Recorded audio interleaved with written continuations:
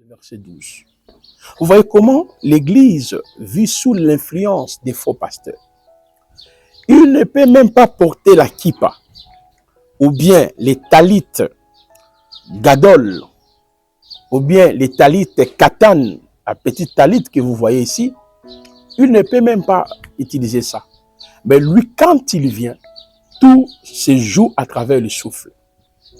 Oh, c'est l'expression, parce que Yahushua dit recevoir le Saint-Esprit. Mais posons-nous la question, est-ce que les croyants n'ont pas reçu le Saint-Esprit? Nous tous, nous avons reçu le Saint-Esprit. Éphésiens chapitre 1er, verset 13-14, qui nous explique comment nous pouvons recevoir le Saint-Esprit. Et la parole nous dit, après avoir entendu l'évangile de votre salut, vous avez été scellés du Saint-Esprit. Mais quel est le souffle ou l'esprit que tu vas souffler pour que nous recevions le Saint-Esprit? C'est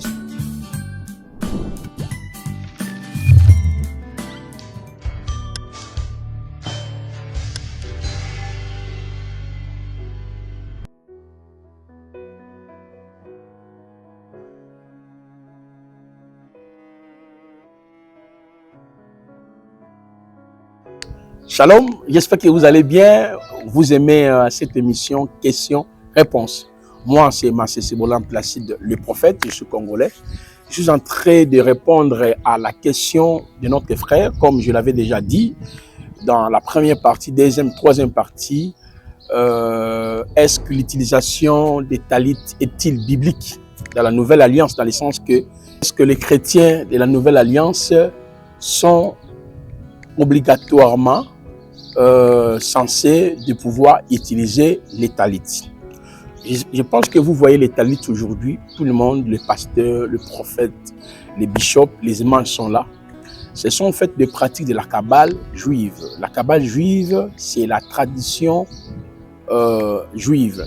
Si on prend par exemple dans Galates chapitre 1er, Galates chapitre 1er, même Colossiens chapitre 2, le verset 18, par exemple ici, l'apôtre Paul nous dit ceci dans le verset 18, que personne ne vous trompe si le prix de la victoire par humilité prenant plaisir au kit des anges. Dans la Kabbale juive, comme je l'avais dit, moi aussi dans les temps, je pratiquais la Kabbale juive. En fait, c'est la tradition juive, c'est la magie juive qui est liée à l'invocation des anges, des mois, d'années, de jours, de heures. Et la majorité des bishops, la majorité des prophètes se retrouvent actuellement dans ces pratiques fétichistes. Et voilà pourquoi nous sommes en train de dire aux frères et sœurs, une fois vous remarquez que votre pasteur, votre prophète, votre docteur, évangéliste, a utilisé les talites, comprenez que c'est quelqu'un qui pratique la Kabbale. Mais il y a un frère qui avait envoyé un commentaire pour dire, est-ce que tout le monde ou tous les juifs qui portent les talites pendant la prière sont-ils réellement dans la pratique de la Kabbale? Avant de continuer sur notre démonstration, j'aimerais dire à ces frères, tous les juifs qui utilisent les talites ne sont pas forcément dans la pratique de la Kabbale. Il y en a qui l'utilisent comme leur tradition, mais les détenteurs de la tradition ancestrale, ce sont eux qui ont la connaissance exactement de cet ici. Par exemple, ton père, c'est un rabbin. Il pratique le judaïsme, c'est-à-dire le titre de la paracha, et en même temps, votre père, il pratique les traditions orales, parce qu'il y a deux traditions chez les Juifs. Il y a la tradition écrite qui est la loi, et il y a la tradition orale qu'on appelle la Kabbalah. Mais d'office, son fils aussi, qui est né dans cette atmosphère, il sera victime de la loi circonstancielle de la culture. Et par exemple, un enfant aussi peut commencer à porter la kippa, à porter les talites, mais il n'a même pas la connaissance exacte de cet ici, soit les talites ou bien la kippa. Mais cependant, Cependant, le papa, c'est lui qui a la connaissance exacte de ce qu'il est en train de faire. Et les Juifs ont établi 4 types d'interprétations. Il y a l'interprétation qu'on appelle Peshat, l'interprétation littérale, l'interprétation Rems et l'interprétation Drash, ok, l'interprétation Drash, et enfin l'interprétation Solde. L'interprétation Solde, c'est là où découle la Kabbale. Je crois que vous voyez, ça, j'ai mis ça. Merci pour les régies. Il y a Solde, Peshat, Drash ou Midrash. Et enfin, l'interprétation Solde. C'est là où découle la pratique qu'on appelle la Kabbale juive. Mais celui qui utilise les kippas, les talits, il peut peut-être être dans l'interprétation Peshat, Rems, Drash ou bien Midrash, mais il n'a pas encore eu la connaissance de la Gematria, c'est-à-dire l'interprétation ésotérique des talits. Je pense que j'ai précisé à ses frères qui a voulu aussi comprendre est-ce que réellement le juif qui utilise les talits pratique la Kabbale. Je dirais pas forcément. Mais par rapport aux pasteurs, aux prophètes, aux docteurs qui utilisent les talits, et ils ne sont pas ignorants. Ils ont la connaissance du solde, l'interprétation ésotérique de la Kabbale. Ils ont bel et bien la compréhension et la connaissance exacte de ce qu'ils sont en train de faire. Alors, je reviens. Si vous avez aussi des questions, posez. Ça, c'est une émission questions-réponses. Je témoigne, je réponds en même temps aux questions pour que vous puissiez être éclairés par rapport aux déviations doctrinales que nous observons ça et là dans nos assemblées locales. Eh bien, je reviens sur les talits. Je vous avais dit dans la première partie, deuxième, troisième partie, le mot talit n'existe même pas dans l'Ancien Testament, tout comme dans le Nouveau Testament. Mais d'où vient ce mot talit? Le mot talit découle dans les différentes traditions juives. On appelle par exemple les Talmuds. C'est là où dans les Talmuds, on parle des talits parce qu'il y a plusieurs Talmuds. Il y a le Mishnah, Midrashim, Zohar. Ce sont des livres que les Juifs, la Gematria, qu'ils ont établi dans le but d'interpréter la Torah, qui est la loi mère. Vous voyez, parce que Yahweh avait donné justement 613 lois par le biais du prophète Moshe. Et c'est dans ces livres-là qu'on trouve le mot talit. Lorsque nous allons faire une étude générale des Talmuds, de vous présenter ce que les Talmuds disent sur Yehoshua, Jésus-Christ, vous allez pleurer. Tous les pasteurs qui portent des talits, la kippa, ok, qui sont basés ou qui pratiquent la magie juive, je vous assure, ce sont des pasteurs, des prophètes, des apôtres qui sont en réalité, qui opèrent par une puissance des entités négatives. Je pense que vous comprenez exactement ce qu'ils sont en train de dire, mes chers frères.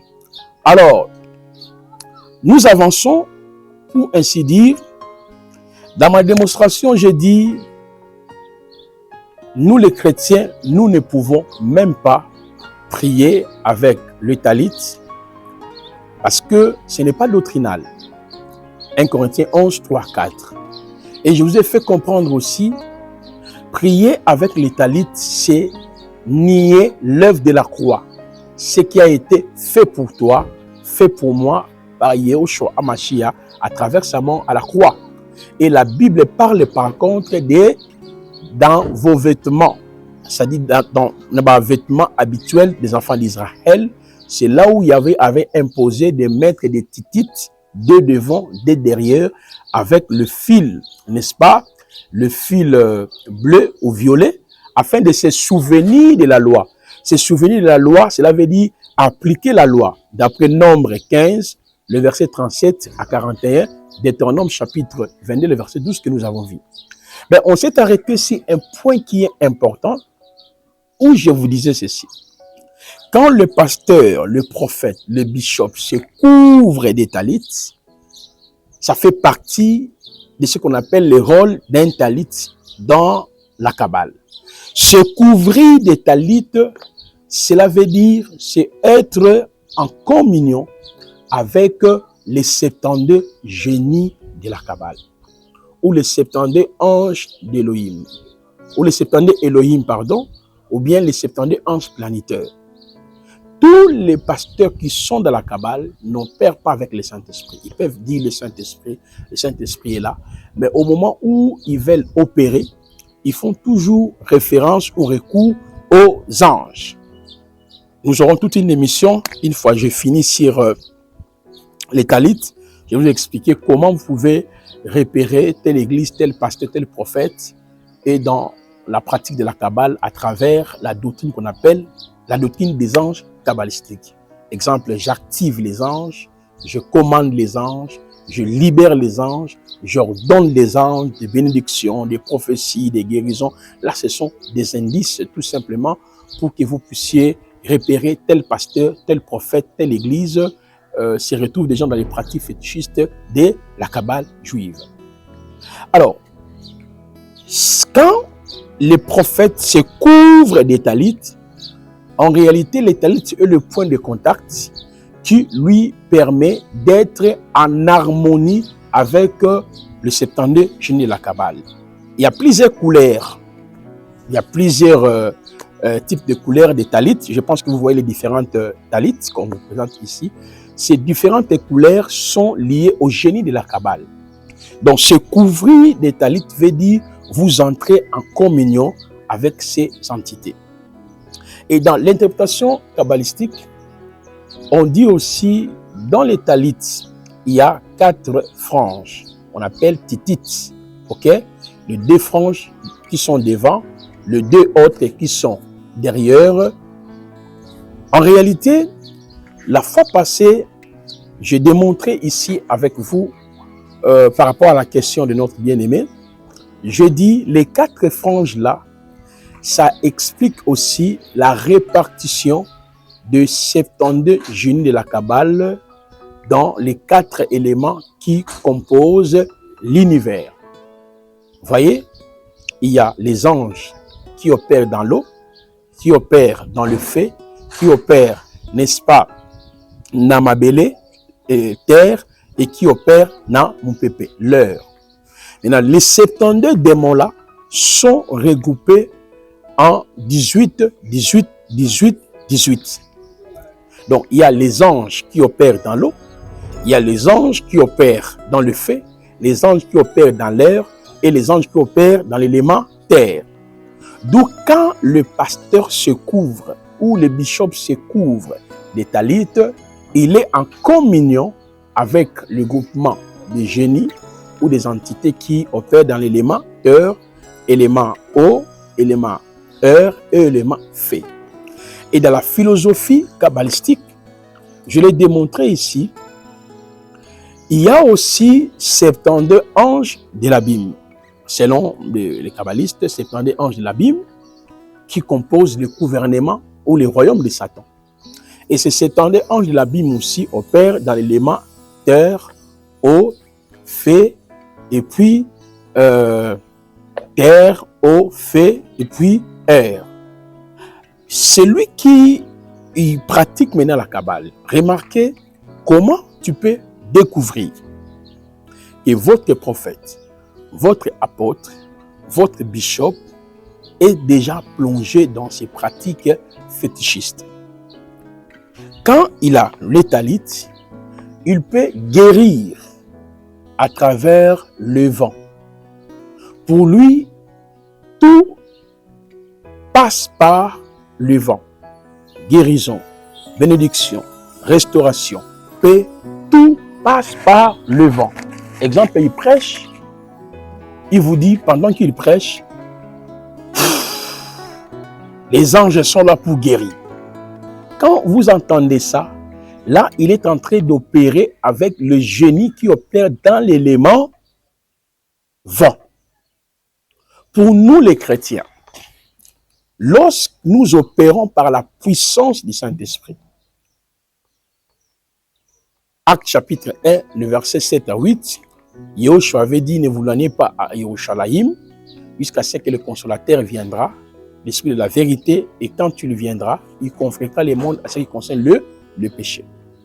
Ça dit, tout pasteur qui est né de nouveau, rempli du Saint-Esprit, opère par la puissance du Saint-Esprit. Et dans le livre, dans l'Épître aux Hébreux, on nous dit, il y avait appuyé les témoignages des apôtres par des prodiges et des miracles. C'est le Seigneur seul qui appuie les témoignages des apôtres par des signes, des prodiges et des miracles. On n'a pas le temps de souffler pour que quelqu'un soit guéri, de souffler pour que quelqu'un, sa vie change. Ce qui peut transformer la vie d'une personne n'est que la parole, n'est que l'évangile de la croix.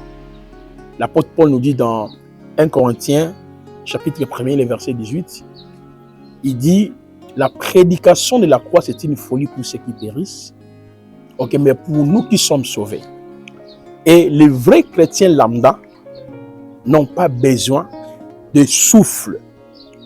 Ils peuvent exploiter certains versets où on dit, Yahushua aussi avait soufflé.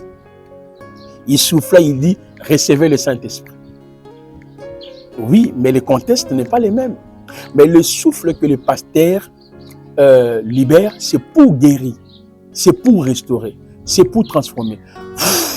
Reçois ces vents, reçois ces vents, reçois ces vents, reçois ces vents. Donc, quand une pratique devient habituelle, à chaque fois, l'apôtre, le prophète, le docteur, il guérit à travers le vent, ça fait partie des signes qui attestent fort et bien le pasteur, le bishop, le prophète pratique la Kabbale. Au moment où il est en train de libérer ou de guérir à travers le vent, en réalité, il est en contact permanent avec ce génie de la Kabbale. Apparemment, même le nom de Yahushua n'a plus la place. Oh, la parole nous dit, il y a le salut à aucun autre nom. Acte chapitre 4, le verset 12. Vous voyez comment l'Église vit sous l'influence des faux pasteurs.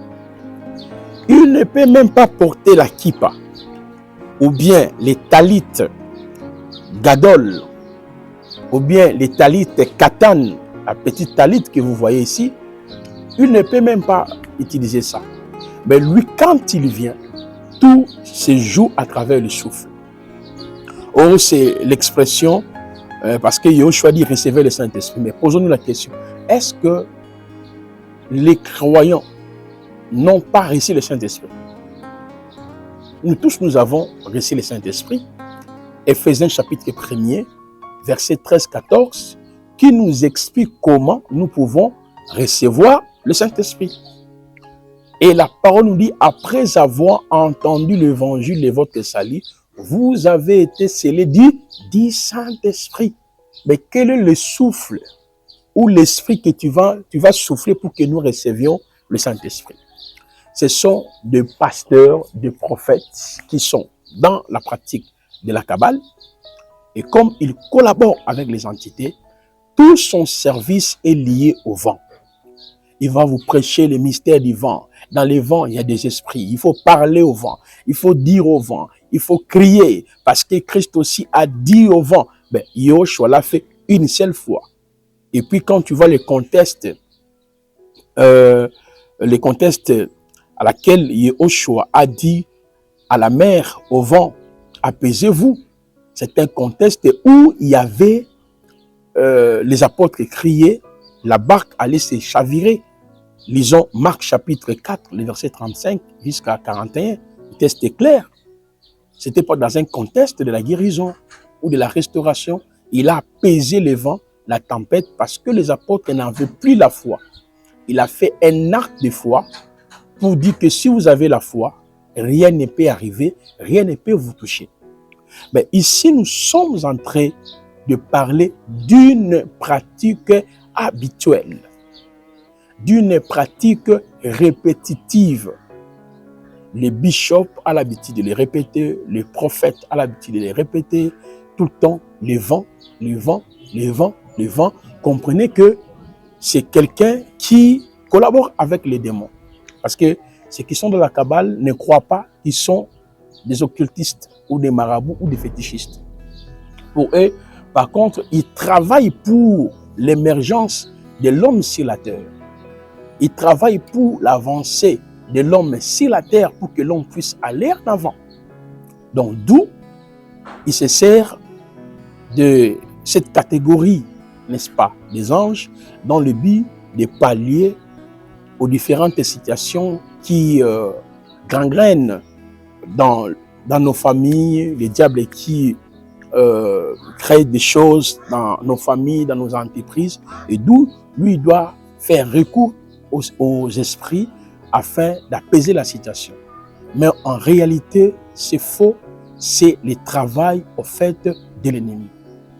Réveillez-vous, mes chers frères, réveillez-vous, mes frères, le talit, c'est un élément très dangereux, comme je viens de le dire, même si le pasteur n'a pas ça à la maison, n'a pas ça à l'assemblée, il peut avoir ça chez lui à la maison, et quand il vient, il opère à travers le vent. Nous arrivons à la fin. N'hésitez pas si vous avez aussi vos questions. Comme c'est un échange, nous répondons aux questions des frères. Une fois, nous allons terminer cette question avec les différentes émissions. Et en ce moment-là, je pourrais aussi toucher votre question. La moindre des choses que je peux vous dire de faire, c'est de partager, d'inviter les autres. Abonnez-vous massivement. Que Yoshua vous bénisse. C'est moi, votre frère Massé Sebolam Placide. Merci.